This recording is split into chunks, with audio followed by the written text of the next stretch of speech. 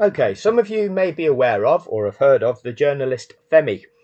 He has a YouTube channel called F Politics, and I'm going to take you through a video that he's just done where it's Sky News defending ICE murder of Renee Nicole Good in Minneapolis.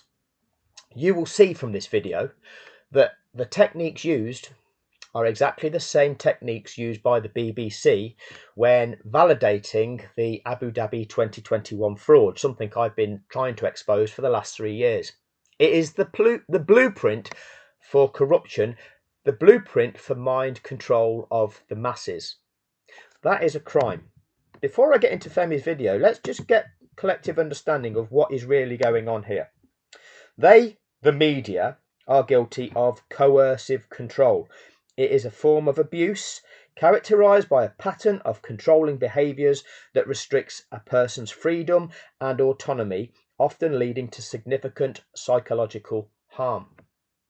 They are mind conditioning the masses. They are getting you to believe things to be a certain way by the manner in which they present the information to you.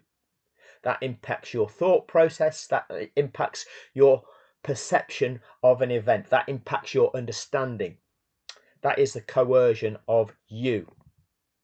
That is a known technique. That is an abuse. Understand that. It is a serious crime. I'll read you through the definition and the characteristics. Some don't apply because some only apply within the context of a relationship. However, you do have a relationship with media. Certain media are supposed to be authentic broadcasters, trusted to supply you with supposedly authentic, factual information that truly depicts the true nature of the situation being reported on. That is not the truth. You are being abused. Coercive control is defined as an intentional pattern of behavior, and believe this, it is intentional, that occurs over time aimed at exerting power, control, or coercion over another individual. Yes, it is designed to make us believe things to be a certain way to fulfill somebody's agenda, to manufacture our consent. That is its purpose. This form of abuse can manifest in various ways, including emotional manipulation. How does it make you feel, everybody? What does it make you believe, everybody? It is emotional manipulation.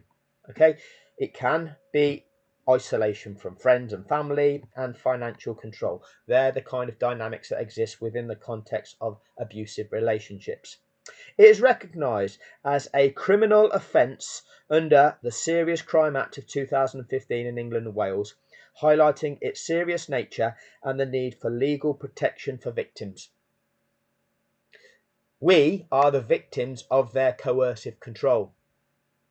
We should be protected by the law. You see, the problem is that the media, and I'm going to cite the BBC, is actually a tool of the establishment, a tool of the empire. That is their mind conditioning machine. That is the machine that they use to mind condition the masses, to manufacture the consent of the masses, to control the masses. So the BBC is actually a tool of, we'll call it the empire, we'll call it the establishment, we could call it the deep state. Those who really control what is going on in this country, the actual agendas, because government is actually just a puppet. The decisions they make aren't being made for the benefit of the people. The decisions, the policies of the country are actually made for the ruling classes, the established wealth, the establishment, the empire that's been benefiting for 600 to 800 years. But another tool of that establishment of the empire is the courts service, which manipulates outcomes. So we have to take using the legal system, we have to take the tool of the establishment, the mind conditioning machine, the BBC, to the other tool of the establishment, the court system, to hold the mind conditioning machine to account using the court manipulation system to impose a consequence on them. And do you think they're going to do that? Because the court system is not going to want to relinquish the establishment control of the mind conditioning machine to the people, are they? No, no. So they'll have to manipulate the outcome. That's the way things work. So you need to wake up to that dynamic. They are guilty of the rape of the mind. It's not a new thing, okay? It's a book, okay, published in 1956 and explores the psychology of thought control, brainwashing and coercion. So, he analyses the various techniques used by totalitarian regimes to manipulate and control individuals' thoughts. Thought control, brainwashing, coercion. That is what they are guilty of. So we'll go through Femi's article, and then what we'll do, we'll compare that with the one that I've been exposing for 3 years, the BBC doing exactly the same thing, and you'll see exactly the same techniques being used here. So let's have a look at this one. Maybe you're a landlord already. I'll just fast forward the ad. So this is Femi. Here we go. Morning, people. Welcome back to F Politics. I know I already said that Donald Trump killed Renee Nicole Good, but journalists did too, and they're still doing it. Because journalists are responsible for the consequences of the policies and ideologies that they support. Because if you know that people are making their decisions on who they vote for based on the information that you give them, you as a news broadcaster or even a social media commentator, and you deliberately withhold information that's key to making political decisions, or you say stuff that you know is wrong or misleading, then you are deliberately misleading voters. And so what happens after the policies that you tricked them into are implemented, that's on you. And so yes, journalists are responsible. When you as a journalist mislead people, you are feeding people with false information, leading people to have a false understanding of something. That's the responsibility of the journalists. The BBC has Andrew Benson as their BBC's chief Formula One correspondent. He's guilty of the rape of the mind. We'll see Ros Atkins also guilty of the rape of the mind in what I'm going to show you. Femi's going to explain what Sky News have done to us all.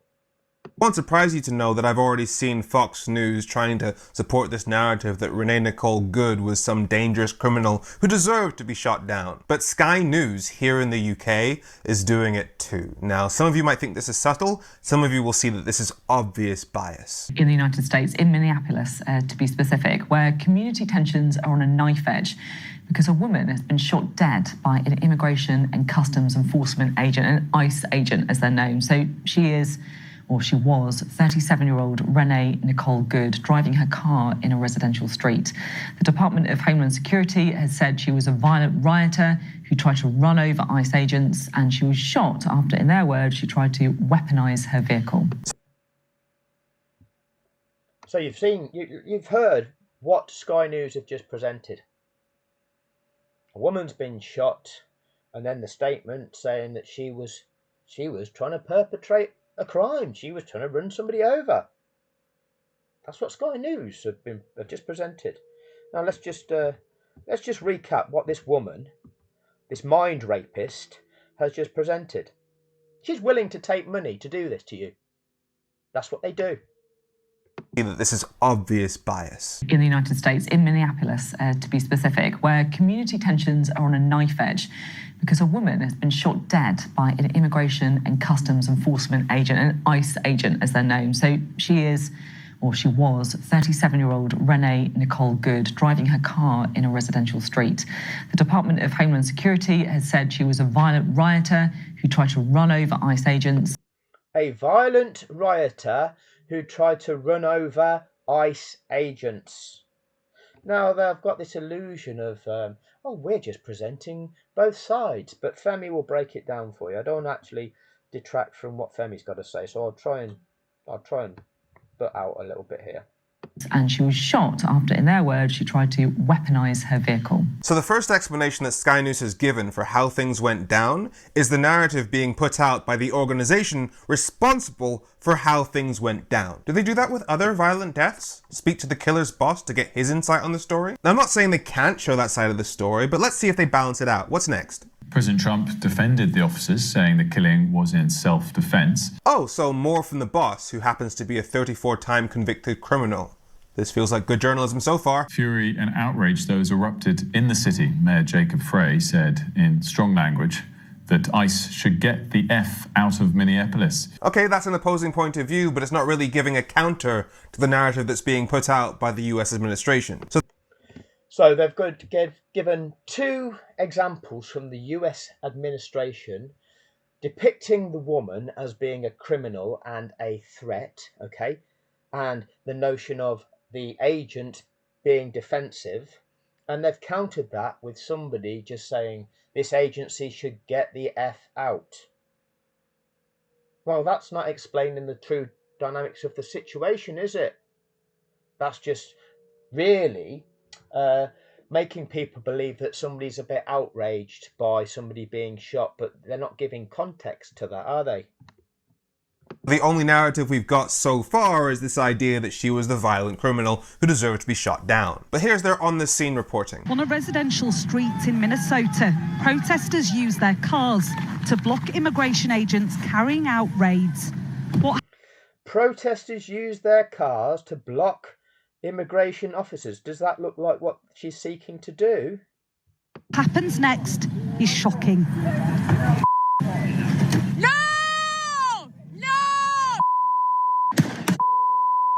See, what they've done there is they've freeze-framed it, so you don't actually see the moving pictures when the second and third shots come in. In fact, you don't actually hear the third shot because it's bleeped out. So when you're hearing those shots, what you're seeing is an officer that stood at least partially in front of the car. And because you can only hear two shots in the Sky News footage, it's perfectly reasonable to watch that and think, oh, he was in front of the car when he was firing, therefore he feared for his life. And they back up that narrative by saying, a bullet hole through the front windscreen. But in the actual footage, it is perfectly clear that there are 3 shots fired, and for at least 2 of those shots, the ICE agent was completely out of the way of the car, so it cannot have been in self-defense. Now, Sky News will obviously say that they freeze-framed it because those images are sensitive and might be distressing to viewers, but what they've done is they've doctored footage of a murder to make it look like the guy who shot the person was innocent. Because as you watch this footage, you can see that that ICE agent was only partially in front of the car, so he had options. He could have drawn his weapons, which, as we saw from the footage, would not stop the car, because even though she was shot fatally dead, her car still continued on for several meters. Or he could, I don't know, get out of the way of the car, which he did quite successfully, and it is clear from the actions that were taken by that driver that she was reversing to turn around to escape. They even introduced this segment by saying that the purpose of her being there was to block ICE agents in protest. When they approached her, it is clear she then tries to get away, and for at least the second and third of those 3 shots, she was getting away. That's when that ICE agent decided to shoot her. But let's keep listening. The facts of what happened here are being disputed. The Trump administration... The facts are being disputed.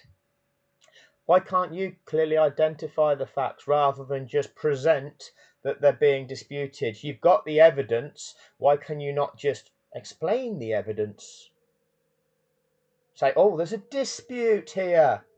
It's quite clear. We've got the footage of what is taking place. says she was trying to ram officers. Again, we're just giving the narrative that's been put out by the people responsible for this happening in the first place. Others say she was executed trying to drive away.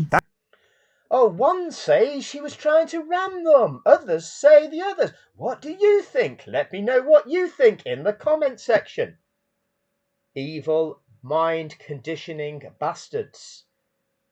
Trying to validate something for an agenda.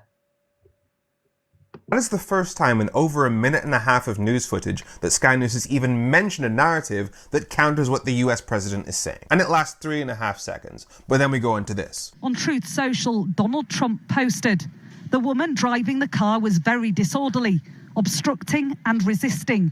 who then violently, willfully and viciously ran over the ICE officer who seems to have shot her in... They are presenting something that does not in any way match the evidence. So why would you present that? Why would you not, if you were presenting that, state that this is clearly false?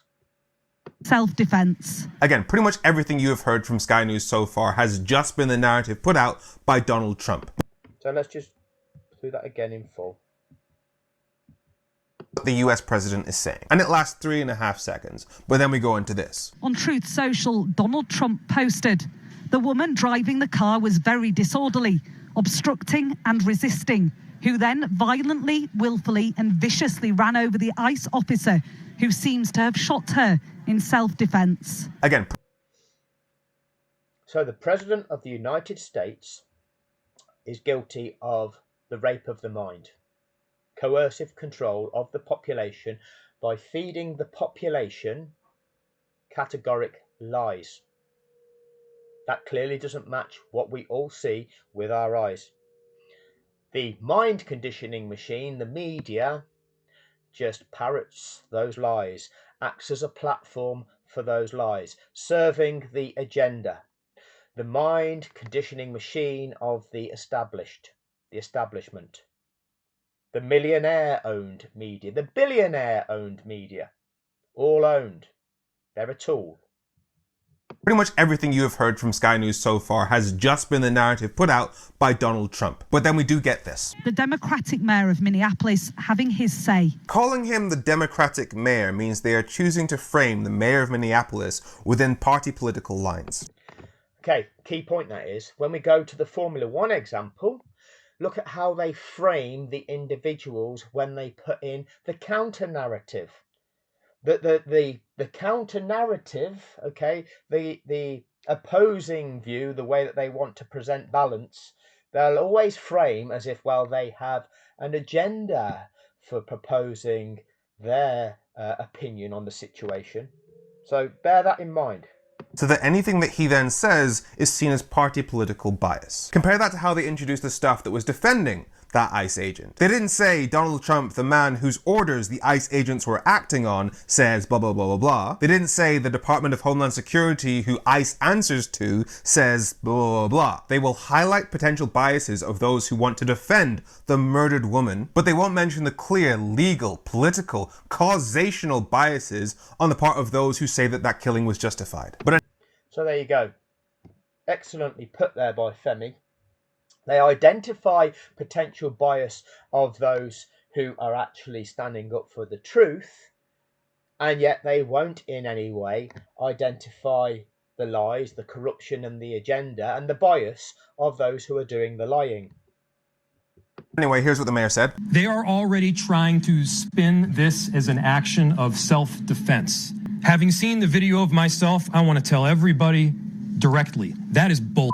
And I have a message for ICE. Get out of Minneapolis. Now yes, it is a counter-narrative, but it's still not somebody coming onto Sky News and saying those second and third shots were shot when the ICE agent was clearly not in any danger at all. The bias we are seeing here is literally lethal. And like I said, journalists are responsible for the consequences of the actions and ideologies that they support. And in America, Fox News is manufacturing consent for this sort of thing to happen by saying that she was a violent criminal who deserved to be shot down. But here in the UK, the person who is most likely, according to the polls, to be our next Prime Minister is a disciple of Donald Trump. He wants to do the exact same things. So when you have UK journalists like the one at Sky News pushing the same narrative of how she basically deserved it, that only greases the wheels for Nigel Farage, making it easier for him to get into power and do this exact same thing. Sky News should be absolutely ashamed of themselves. I'm Femi. Make sure you follow F Politics so politics doesn't F you. Have a great week.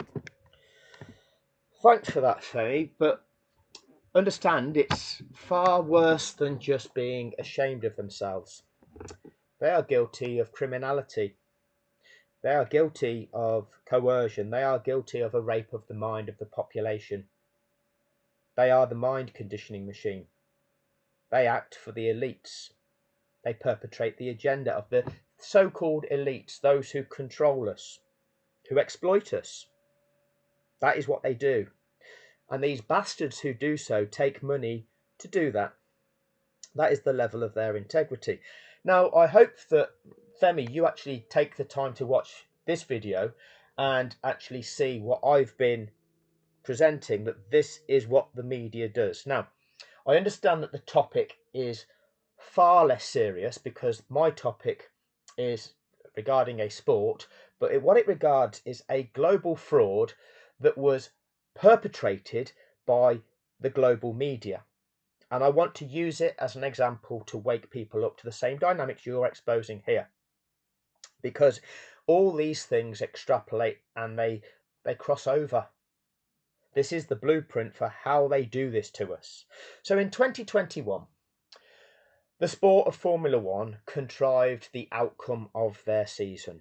They did so to, well, they might have had multiple reasons for doing so, but ultimately, the billionaire show of Formula One, owned by Liberty Media, a media company from America, another mind conditioning machine of the empire, they contrived the outcome to make the show more exciting, to excite and attract a younger audience. Okay, the bigger the audience you can attract to a sport, the more value associated with the sport, the more sponsors that will be attracted, the more people that would want to engage, attend the event, spend their money on the sport, the more social media interaction, the more advertising revenue that can be generated. Hence, it massively increases the value of that sport. During that 2021 season, when all of the contrivance was going on, the value of Formula One, owned by Liberty Media, increased from $9 billion to $13.8 billion. The championship went down to the last race of the season. Two drivers going into that race level on points, and then miraculously the championship was settled on the last lap of the last Grand Prix of the season. You couldn't make it up unless you did. What happened was a driver crashed his car with 5 and a little bit laps to go. At the start of the lap that he crashed his car on, he was told by his team it has to be this lap.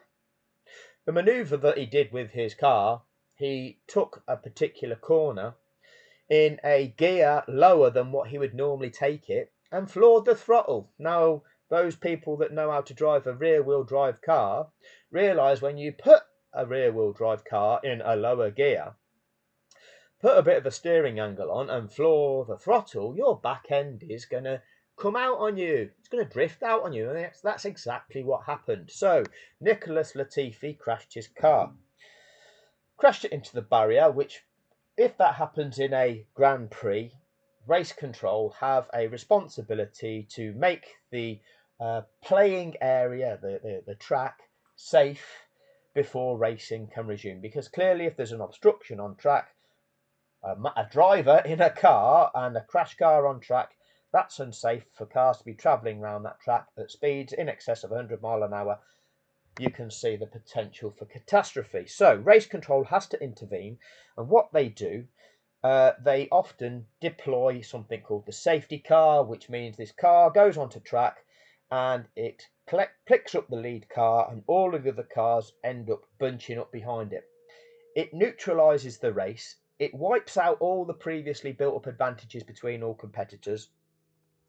And what it does, it creates a safer environment for the making safe of that track. The recovery of the crashed car, the sweeping of any debris that is on track, the checking of the barriers to make sure that they're safe. And then once that has all been carried out, the track is declared safe by the person overseeing the operation, and then they can resume racing. Now, when that crash happened, the car caught fire. So they also had to deploy a fire extinguisher, which prolonged that clear-up operation. There is a caveat to the rules, and that is that during these races, the faster cars can begin lapping the back markers. Now, you need to imagine the situation. If you, as the lead car, start lapping the rest of the field, and let's say you lap up to 8th position in that race. 8th position is still racing against 7th position in that race, and you as the leader might have passed 8th and are now in between 8th and 7th. All right, but 8th and 7th are still in a fight for position themselves, but the leader's now in between them. A crash occurs somewhere. Race control intervene by deploying the safety car. Safety car comes out on track, picks up the lead car, and the lead car is behind the safety car, and every other car bunches behind that. So you've got first, now followed by 8th, and then the rest of the field, all right, whichever order they're in. 7th place, who was just in front of the lead car, disappears off around the track and ends up gaining, essentially, becoming a lap ahead of 8th, and is now sitting at the back of this snake of cars, this snake of competitors behind, held up by the safety car. In such circumstances, prior to the resumption of racing, after having to intervene in that race to deal with a safety incident, there is a mandatory requirement where the lapped cars have to get released and are afforded the opportunity of making it around the track to catch the back of this snake, achieving the valid restart condition, which is achieving a snake of cars in the correct race order, first down to the last remaining competitor in the right order, with all the previously built up advantages between all competitors wiped out. Essentially, that is the restart condition. That is how the regulations are constructed for that specific purpose.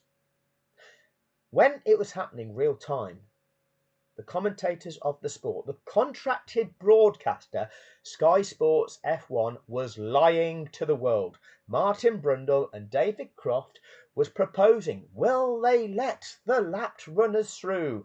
I'm not sure it's mandatory, but that's normally on a wet day where they don't. And if they do, how long will they wait? Now, the regulation is, once these lapped cars have been given the instruction to pass the leader and the safety car to unlap themselves, the safety car will return to the pits at the end of the following lap. So the minimum amount of time afforded to these released cars is the remainder of the lap that they're released on, plus one additional lap. And that is the time that they're afforded to try to make sure they make it around the track and catch the back of that safety car snake. The race director has at his discretion the ability, the authority to keep that safety car on track until those released cars have fully caught the back of that pack, restoring sporting fairness to all of those competitors. He has that at his discretion. That is his overriding authority to do that. What he cannot do is cut that short, because what it does, it skews the outcomes. It disadvantages some competitors, having had their race now harmed due to having to intervene in that race on the grounds of safety. It's about sporting fairness. That's the truth of it. What actually happened was, there were 8 lapped cars that all needed to be released and all needed to be afforded the opportunity to complete that unlapping procedure. They half-arsed the process. They just removed the 5 cars that were in between the first and second competitors, the 2 title contenders. They knew that there wasn't the time left in the race to carry out this procedure and get the race restarted again. They knew that this had to be a safety car finish. As such, that meant that there could be no changes of position. Lewis Hamilton, a black man, was leading that race, meaning that he was on course to win the race, win the championship, become a record-breaking 8-time world champion of that sport.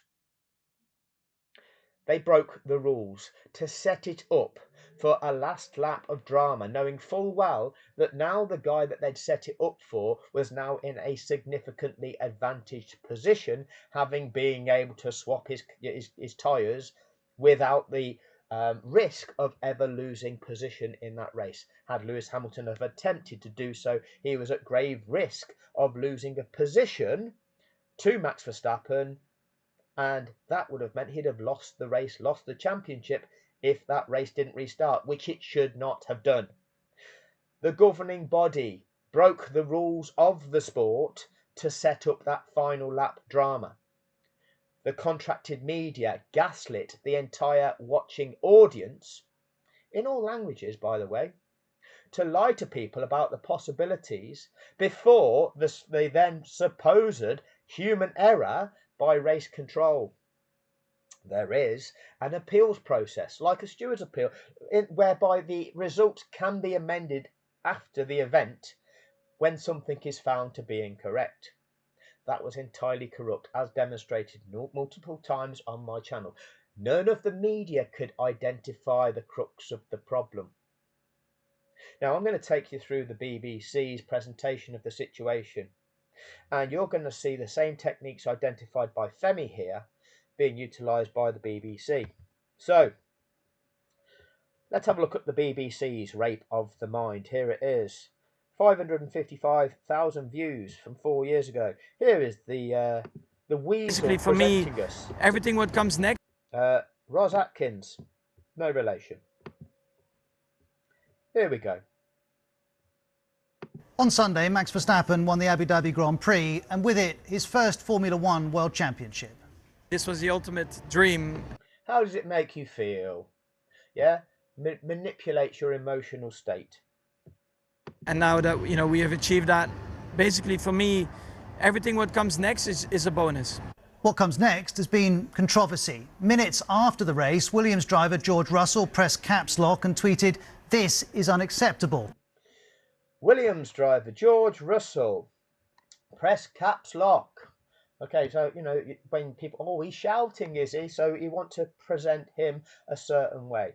Okay, but also George Russell, to those that know something about Formula One, was then contracted to race for Mercedes the following season.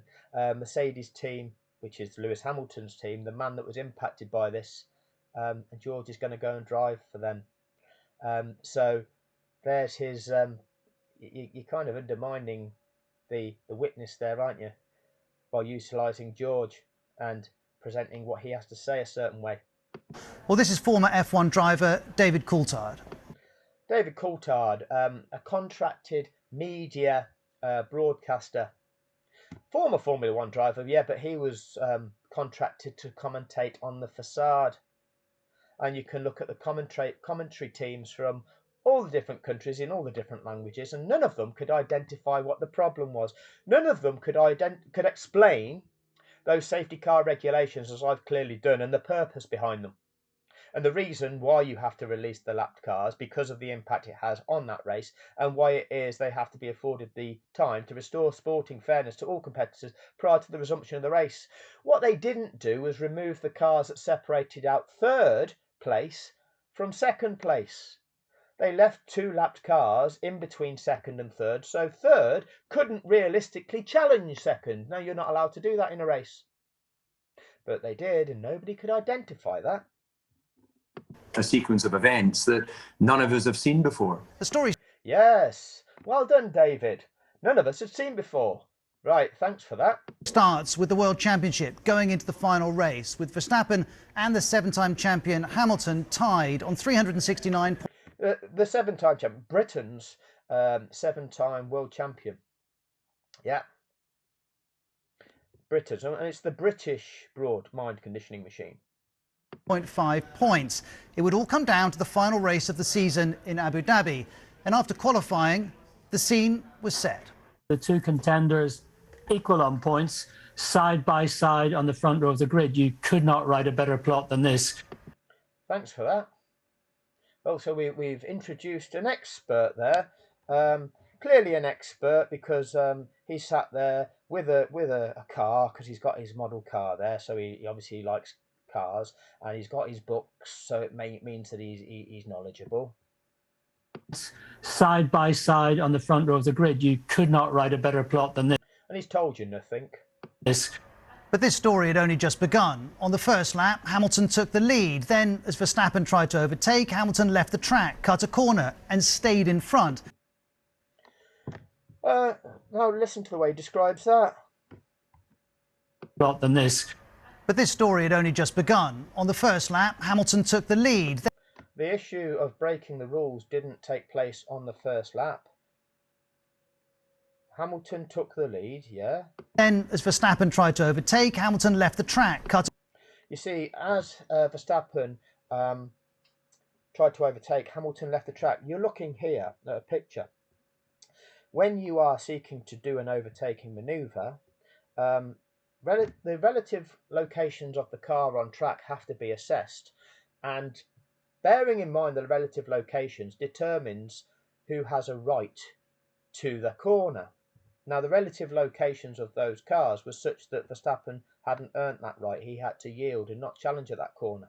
Had he have earned the right, then what he has to do is make sure that on exit of that corner, he affords the car that he's challenging track room. Now, look at Max Verstappen. His tyres are off the track there. He has left no room on his outside for the car. Had Lewis Hamilton have attempted to have been on track, he would have been ran into. Lewis Hamilton was taking evasive action. That is an offence called being crowded off the track by Max Verstappen. The media can't explain that to you because they are perpetrating an agenda. They're explaining it a certain way. The corner and stayed in front, after which they're describing it as Lewis Hamilton cutting a corner, as those contracted broadcasters did, and then continued to mind condition the masses for the following 8 laps, inciting the crazies, inciting the fanboys during the event live. Race director Michael Masi decided Hamilton could keep the lead. Former F1 team owner Michael Masi, race director, decided he could keep the lead. Now, you see, if there's infringements, they get determined by stewards. The race director is there to ensure that the race is carried out in accordance with the rules and regulations of the sport, and he is there to oversee the safe running of that event. Any infringements perpetrated by the teams or competitors get dealt with by the stewards. But again, Ross, our man that explained the facts of the situation, no, he just wants to throw that in there as, oh, is it this? Is it that? Oh, nobody knows. Eddie Jordan was unimpressed. For me, Masi was wrong. He should have asked Lewis to give back the place because Lewis ran off the road and he took a fair advantage as a result. And another expert can't identify the notion of dive bombing and crowding your fellow competitor off the track. Who's being paid by who? Who is required to peddle the narrative? Otherwise, you lose your job in Formula One broadcasting. But Hamilton stayed put. The F1 Twitter account told us we're into the second half of our title decider and it's looking good for Lewis Hamilton. And so it was. The race was... But don't take your eyes off this one, says the F1 Twitter account. Our title decider... But, well, that's relevant, isn't it? The F1 Twitter account. Thanks for that, Roz. And it's looking good for Lewis Hamilton. And so it was. The race was 58 laps, and Hamilton's lead was over 10 seconds. 12. Soon we heard from Red Bull's team principal, Christian Horner. He told Sky Sports, we're going to need a miracle in these last 10 laps. The beneficiary. Laps to turn it around. He needs some luck from the racing. Need some luck from the racing gods. Is this the facts? Is it, Roz? You want to tell us the facts? Part of the facts of this situation is the beneficiary team said that they need some luck from the racing gods. Thanks, Roz. Gods. And with 5 laps to go, that luck arrived for Max Verstappen. It has to be this lap. The Canadian driver Nicholas Latifi crashed. There was debris all over the track. The cars didn't stop, but they stopped racing, and they now followed the safety. Yes, because the racing has to become neutralised on the grounds of safety. You deploy the safety car, the cars bunch up behind that safety car, giving a safe window to clear up that debris and do the recovery operation, make things safe, carry out the mandatory procedure to restore sporting fairness to all competitors, and then you've met the restart condition. If you can't have time to do that, that race ends with a safety car finish. That's the way it is. You'd seen 53 laps of a 58-lap race. One guy was smashing the other guy by 12 seconds. Now, an incident has occurred which has meant that racing cannot continue. And the way the protocol that you use is to keep them lapping while the incident is being dealt with. Oh, now there's no time left to continue that or resume that race, so this is the final race result. Very simple. Oh, but that doesn't excite the kiddies, does it? Car. These laps counted, so if the safety car did 5 laps, Hamilton would be world champion. But with Hamilton would be Great Britain's Lewis Hamilton would be a record-breaking 8-time world champion. Thanks for letting us know that, Roz. The final lap approaching, the race director ordered the safety car to come in and crucially decided that the lapped cars between Hamilton and Verstappen should stay there. Verstappen. He ordered them in and crucially decided they should stay there. So that's not a true depiction of what happened. You see, on lap 56, the announcement was given, lapped cars will not be allowed to overtake. They broadcast that on the screen with a banner as if it was an official regulation. It's not, because they did that on the fly. There's a reason why they gave that notification, which they shouldn't have done. And that was because at that very moment that was broadcast to the world, there were still marshals on that track clearing the debris off the track, meaning you are not going to release cars to send them off to travel around that track at speed while there are still men and women on the track sweeping away debris. You can only do that when that track has been declared safe by the clerk of the course. They also knew that on lap 56 was the crucial lap. If you could not release those lapped cars on lap 56 so that lap 57 could be the mandatory lap afforded to those cars with which to make it around the track to catch the back of that safety car snake, there could be no more racing laps in the race. Lap 58 could not be raced. It would be a safety car finish. Lap 56 was the crucial lap. When they passed the incident on lap 56, turn 14, very close to being the end of lap 56, those marshals are only then departing the track. There was no time to carry out that unlapping procedure. That had to be a safety car finish. But what does Roz tell us? The expert, the fact finder. But with the final lap approaching, the race director ordered the safety car to come in and crucially decided that the lapped cars between Hamilton and Verstappen should stay there. Verstappen would need to... Crucially decided that he ordered the safety car in. No, he didn't. And decided that they should stay there. No, he didn't. That's wrong, Roz, you see. Because what happened is, on lap 56, he said lapped cars will not be allowed to overtake. And so what we then got was the F1 TV, those people that construct the footage to what they put on the global feed to show the audience, to mind condition the audience with. They construct the audio feed. So what they do, the messages that take place between the teams and the drivers, they choose what they broadcast to us. So the message that took place between Max Verstappen and his race engineer that lasted 20 seconds, Sky Sports, F1 TV, they took that message, that interaction, they edited it down to just 12 seconds, and they chose to play it the world, making out that Max Verstappen was the victim of the situation, the victim of race control contriving things against him. When all that was happening was there were marshals on the track dealing with an incident, but a narrative was being created. Oh, it's confusing. What's he going to do now, everybody? Roz can't explain that. Pass all of them and Hamilton in one lap. So, but Roz here is presenting a situation which is not allowed to happen. Should stay there, and crucially decided that the lapped cars between Hamilton and Verstappen should stay there. Crucially, the lapped cars between Hamilton and Verstappen should stay there, meaning that Verstappen would need to pass all of them and Hamilton in one lap. You can't restart a race like that. And the reason you can't restart a race like that is because the car that's directly behind Lewis Hamilton is now Lando Norris.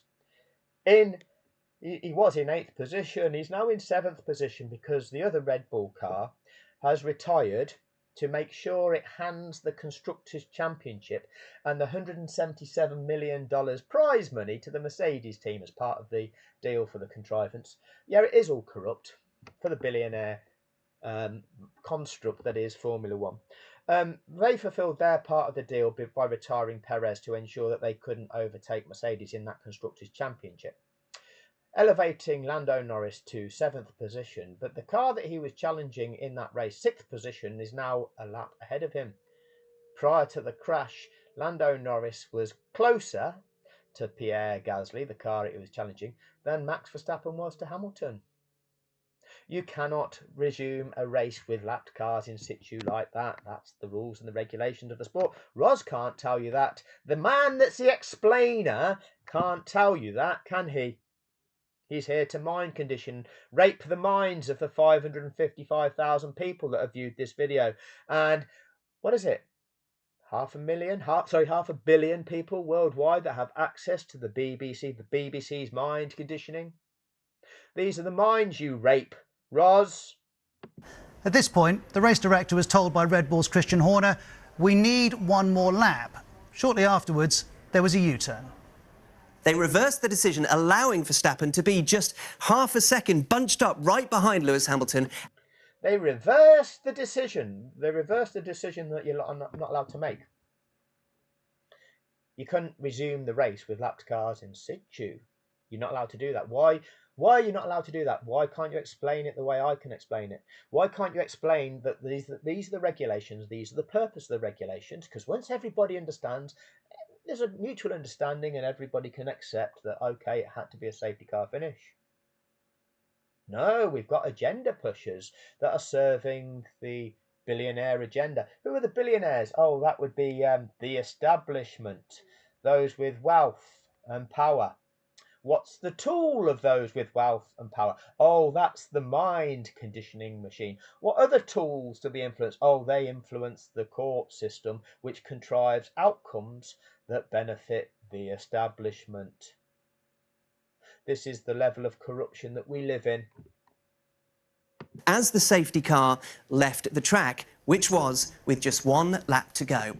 They reversed the decision as the safety car left the track, says, is it Hugh Ferris? Gimp? One more lap. Shortly afterwards, there was a U-turn. They reversed the decision, allowing Verstappen to be just half a second bunched up right behind Lewis Hamilton as the safety car left the track. No, Hugh, what happened was, we're now hearing that lapped cars will now be allowed to overtake. So Norris, Alonso, Ocon, Leclerc and Vettel, and it's ending, wow! Was what the presented construct was. The 5 and then the excitement. So we're now going to get one lap of racing to decide the 2021 World Championship. Wow! Oh, arouse the children. Which was with just one lap to go. That wasn't all, though. While the lap cars between Hamilton and Verstappen were cleared, other lap cars were not, to the bemusement of F1 journalist Chris Medland. It should either have been that those cars were still in the way. Should it, Chris?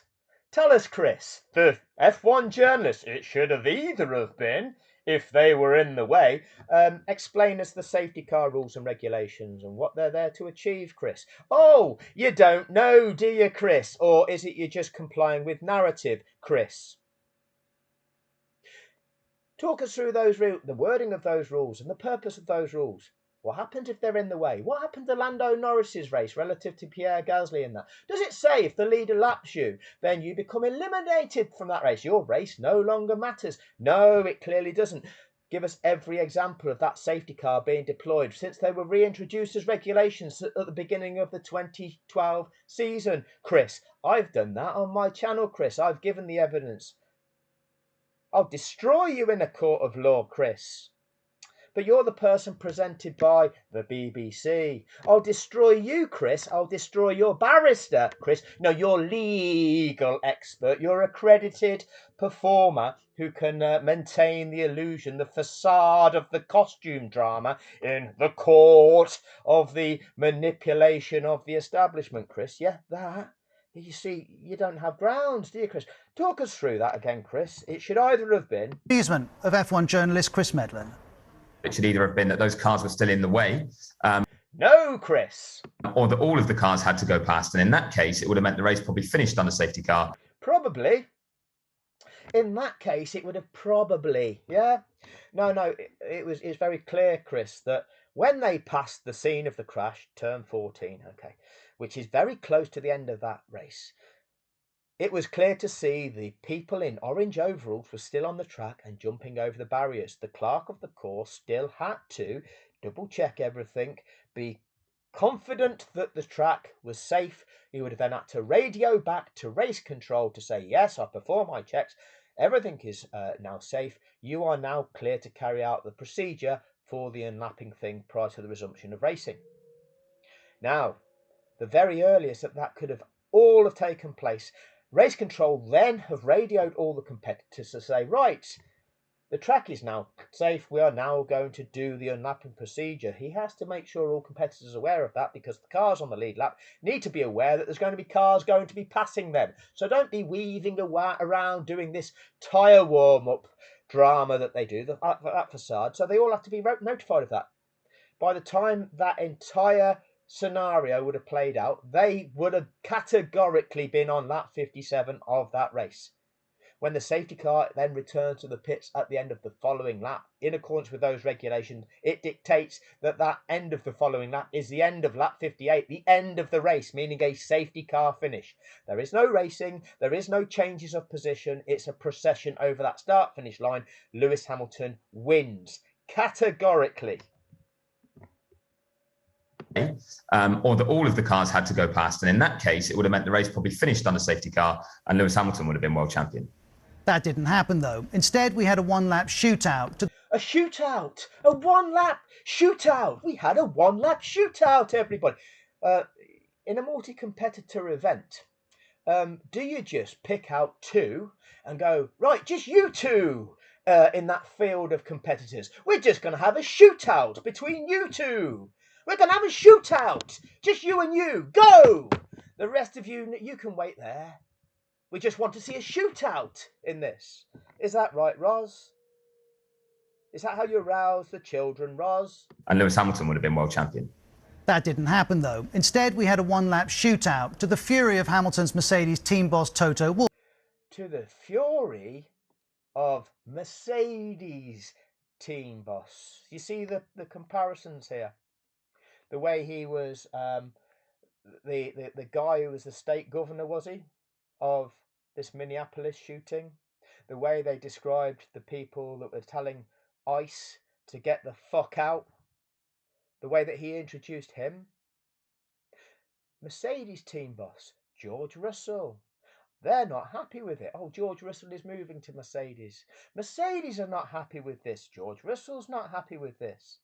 Everybody else validates it, don't they? See the techniques used? Wolff, he told the race director, you need to reinstate the lap before. That's not right. What does that mean? You need to reinstate the lap before. That's not right. But you see, this is all a facade as well because Toto Wolff, billionaire Toto, played his part in the facade because the facade generated more eyes on the show and has increased the viewership, increasing the value of not only the show of Formula One, now reported to be valued at probably 20 billion, but each of those teams has increased in value. So billionaire Toto has seen the thing that he owns now being valued at 4.6 billion. Yeah, they got the 177 million prize money that season as part of the Red Bull retirement deal, and yeah, his team, the perceived value of his team, despite it not winning since, has increased to 4.6 billion. And the way he describes it, he doesn't make it clear to the watching audience the clear reasons why this was all wrong. Just reinstate the lap, it's not right. To which Michael Masi replied, Toto, it's called a motor race, OK? Lewis Hamilton also said... It's called a motor race, OK? So is that your validation for that, Roz? Thanks for that, Roz. But you're real racing fans. You just want to see racing, don't you? You don't understand. You don't know the rules. We're not going to explain the rules to you. You can have your opinion. Let us know what you think in the comments section. No, this is a construct. This is the blueprint to enable corruption. This is an injustice. If you tolerate this, then your children will be next. And this is how they mind rape the population. This is how they manufacture consent.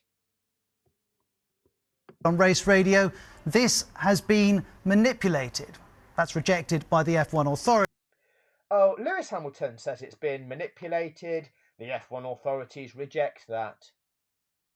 Thanks, Roz. And as the has been manipulated. That's rejected by the F1 authorities.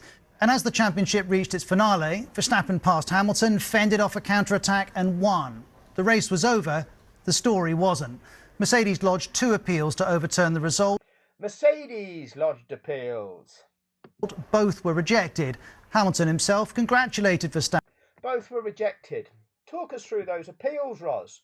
So the process, Roz, is if there's a problem, then the impacted party can appeal to the stewards to review the situation, and the stewards then take the appropriate action. So what did take place was Mercedes appealed to the stewards to say that race control had broken the rules of the sport, and therefore what took place after the rules have been broken is clearly invalid. And so what you have to do is rewind to the point of that race prior to the rules being broken, and that has to be declared the result of that race. So what do the stewards then have to do? Well, the stewards have to assess that complaint and say, were the rules broken? Yes or no? What are the rules and what took place? Well, here are the rules. This is what must be done. That didn't happen. Clearly it didn't happen. So therefore, you're right, the rules have been broken. What did the stewards actually do? Well, the stewards invited Red Bull into the appeal. In fact, they summoned Red Bull to a hearing. Red Bull have got nothing to do with this. They were the beneficiary of the rule break. And the stewards asked Red Bull for their opinion. They sent Red Bull away for 40 minutes to construct an argument. That's not how you deal with an appeal. It's not a fake courtroom drama, a facade, a costume drama where everybody wears capes and wigs. I mean, Mercedes treated like that. Toto Wolff, their billionaire boss, didn't attend that appeal. They sent in a barrister. They took a barrister to the race to maintain the facade of legal. Maintain this facade. Well, if a legal expert doesn't know how to overturn this, then maybe nobody knows. I've done plenty of videos exposing the corruption there. Clearly, what simply happened, Red Bull proposed a completely alternative interpretation of those regulations, entirely false, producing false outcomes, which the stewards then went, oh yes, we agree with Red Bull on this. An interpretation that hadn't ever been deemed valid or even proposed in the previous 199 Grand Prix contested under those regulations, which Red Bull accepted contesting those Grand Prix under those regulations, until this one, where they proposed something different. And the stewards then corruptly conduct that appeal, inviting them in, sending them away, and the barrister can't actually identify that this entire process is fucked up, and he can't provide clear counter-argument to the Red Bull's proposals. No, it's all a facade. It's all a corrupt facade to display to the world. And we all tried to make sense of what had happened. David... We can't make sense of what had happened. I can. Coulthard offered this explanation. And the sporting regulations are hugely complex as well. Oh, they're complex, everybody. Don't you worry your little head. They're a little bit complex. They're not complex, David. I mean, you were a former Formula One driver. You're a paid commentator, a paid presenter, but you can only describe them as being complex. They're not complex. When you have to intervene in the sport, you neutralise the competition. Okay, what that does, that wipes out all previously built up advantages. If there's no lapping taken place, what has to happen? The regulations are as such that the safety car has to remain on track at least until the leader has been picked up by that safety car and all of the other cars have been bunched behind that leader, wiping out all of the previously built up advantages between all competitors, leaving you with a snake of cars in the correct race order, nose to tail. Yeah. So the regulation when cars have been lapped is there to achieve that exact condition. It's not that complicated, is it, David? But it's hugely complicated. So the expert can only tell you, oh, it's complicated. It's complicated. Don't you worry your little head. I'm here to peddle agenda for the benefit of the billionaires. I'm here to rape your minds and rape the minds of children. David Coulthard offered this explanation. And the sporting regulations are hugely complex as well. And the sequence of events of only allowing 5 cars to overtake Lewis before the safety car came in is not something that typically has happened. Not typically happens, says David. Really, David? Not. It's atypical. Can you give me an occasion where something similar has happened? No, David, it's never happened before. So if David Coulthard says that, does that mean the race director was wrong? Not necessarily. That's the question. Does it mean he was wrong? Not necessarily, says Roz. The FIA do have another rule which allows the race director to override that and make the decision he feels is correct. No, David. No, David. You can't lie like that because the other rule, the overriding authority over the use of the safety car, relates to the deployment and the withdrawal of that safety car on the grounds of safety and sporting fairness. So the bit that you're talking about, David, is the race director has the discretion to choose to deploy the safety car. He can look at what is taking place on track, assess the impact, the safety concern, and choose whether or not he's going to deal with that safety car, that safety concern by using the safety car to deal with it. Once he has elected to do so, he is bound by the regulations, those mandatory set of procedures which need to be carried out once you have deployed the safety car. Now, having carried out those mandatory regulations, having restored sporting fairness to all of those competitors, which is what those regulations are for, the race director has it at his discretion to prolong the use of that safety car if he deems it necessary to do so. For example, if he determines it's still not safe, if he sees another problem where he doesn't feel satisfied to get those cars competing again and racing because there's still another safety concern, or if he feels that sporting fairness has not been restored to these competitors, some are still left disadvantaged, having had to intervene, impacting outcomes for different drivers in different ways, he can keep that safety car on track until he's satisfied that sporting fairness has been restored, as he has done on 4 separate occasions during his tenure as race director. Brazil 2019, Spain 2019, Sakir 2020, Eiffel 2020. Yeah, I've given all of the examples of that.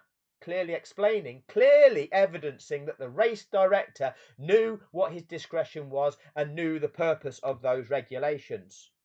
Which leads us to BBC Sports F1 correspondent Andrew Benson's conclusion that the sporting regulations do not cover this specific situation. The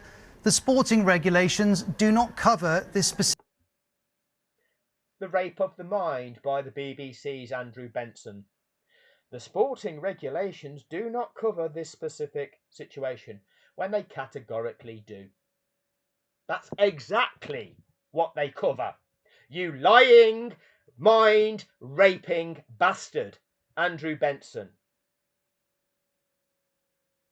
This is a global sporting fraud. A global watching live population audience of 108.7 million people were defrauded by the show of Formula One and its contracted broadcasters, Sky Sports F1, contracted to lie to the population as part of their fixing of a sporting event. That is what they did. That was constructed. What we were presented with, what we saw, was a construct constructed by F1 TV. Formula One has its own camera crews that it takes to every event. There are over 100 cameras at its disposal and close to the same number of audio feeds.